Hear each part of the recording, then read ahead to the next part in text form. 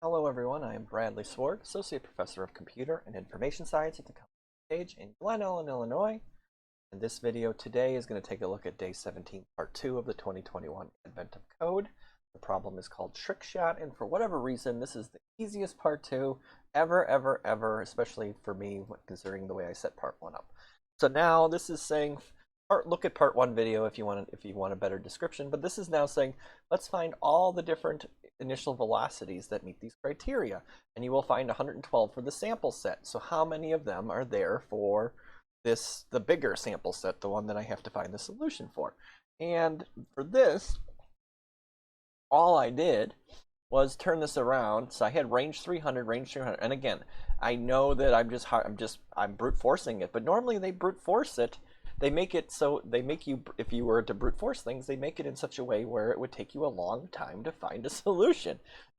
But this one is not like that.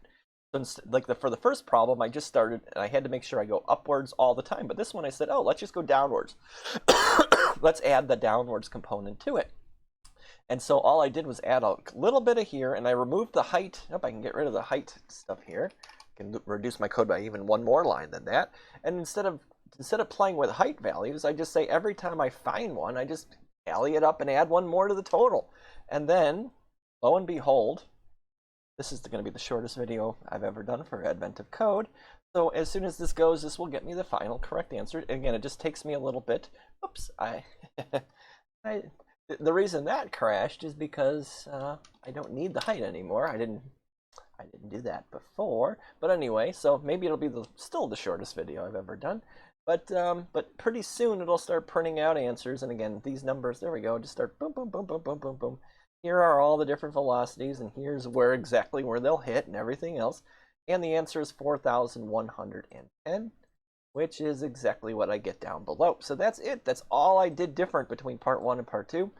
And of course, there are ways you could work down, instead of trying and just brute forcing it, you could do some math, logically figure out how to reduce the problem set, and only test the possibilities that could get you there.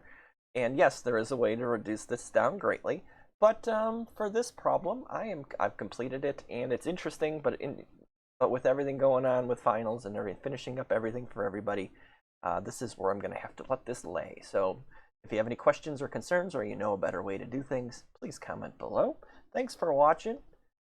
Thanks for sticking it out with me as always. Have a great day. Hope to see you guys. Hope day 18 is as fun as this one.